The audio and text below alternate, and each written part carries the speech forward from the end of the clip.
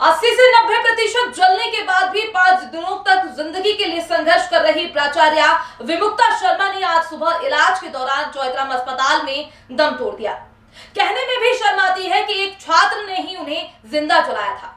प्राचार्य विमुक्ता तो दुनिया से चली गई, लेकिन पीछे कई सवाल छोड़ गई। विमुक्ता की मौत सिस्टम पर बड़ा सवाल है, उन बच्चों की परवरिश पर बड़ा सवाल है जिन्हें बाहर खुला छोड़ दिया जाता है। उनकी मौत ने सवाल खड़े किए हैं उन अनगिनत शिक्षकों की सुरक्षा पर जो अपने बच्चों को घर पर छोड़कर दूसरे बच्चों का भविष्य संवारने आती हैं, और बदले में उन्हें क्या मिलता है? ऐसी खौफनाक सजा। 20 फरवरी की सिमरोल के बीएम कॉलेज की घटना। आरोपी पूर्व छात्र आशुतोष श्रीवास्तव ने प्राचार्य विमुक्ता को जलाया था जिंदा। प्राचार्य पर पेट्रोल डालकर आशुतोष श्रीवास्तव ने लगाई थी आग। आग लगने से 80 से 90% तक झुलस चुकी थी विमुक्ता शर्मा। 5 दिन के संघर्ष के बाद आज सुबह विमुक्ता ने तोड़ा दम। पूछताछ में हुआ खुलासा, मार्कशीट नहीं देने से नाराज था आरोपी।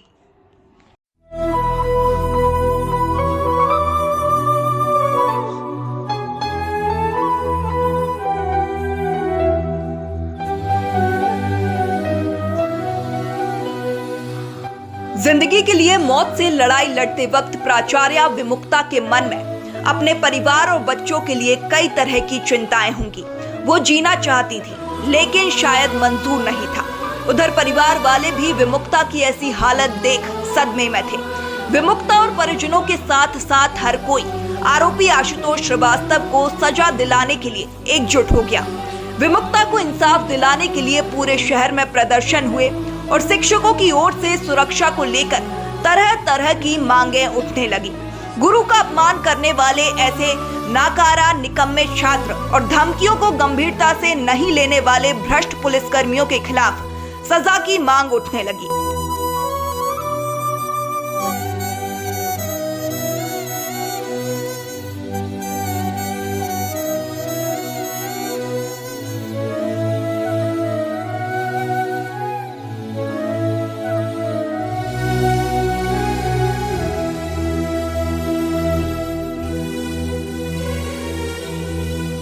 विमुक्ता की मौत को विपक्ष ने मुद्दा बनाया।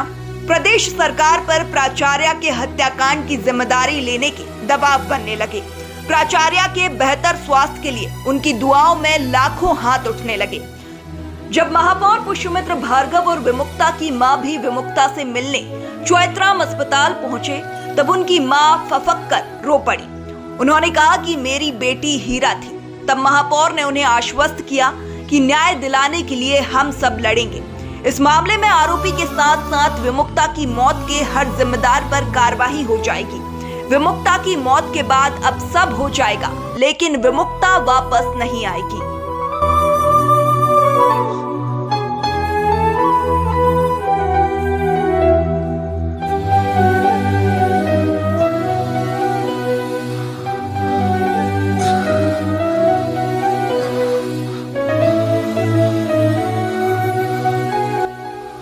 एक सरफरे आरोपी की हरकतों की सजा एक गुरु को मिली। जिम्मेदार आरोपी द्वारा दी गई धमकियों से संबंधी आवेदनों को सरकारी फाइलों में दबाकर चुपचाप सोते रहे। उधर आरोपी उसका काम कर गया।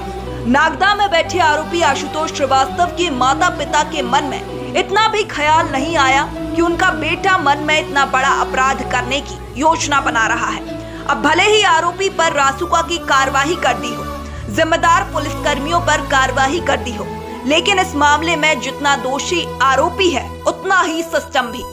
1 साल पहले विमुक्ता ने आवेदन दिया था जिसमें उन्होंने उनकी जान को खतरा होने का जिक्र किया था। 1 साल से आरोपी प्राचार्य की जान लेने की योजना बना रहा था, लेकिन जिम्मेदारों के कान पर जू तक नहीं रेंगी। 1 साल बाद आरोपी ने इतने जघन्य अग्निकांड को अंजाम दे दिया। मामले में एक एएसआई को सस्पेंड कर दिया गया है, लेकिन सवाल यह भी है कि क्यों थाने में दिए गए आवेदन को पुलिस ने लेकर रख लिया और कार्रवाई नहीं की। इस केस में पुलिस की भूमिका की भी जांच होना चाहिए। उधर विमुक्ता शर्मा के परिवार का आरोप है कि उन्होंने छात्र से परेशान होकर 3 से 4 बार सिमरोल थाने में शिकायत की थी। पुलिस ने आरोपी छात्र पर तब एफआईआर दर्ज की जब उसने कॉलेज में चाकू से हमला कर दिया। यदि पुलिस समय रहते कार्रवाई करती तो कॉलेज में आरोपी छात्र आशुतोष श्रीवास्तव ना तो चाकू चला पाता और ना ही यह हादसा होता।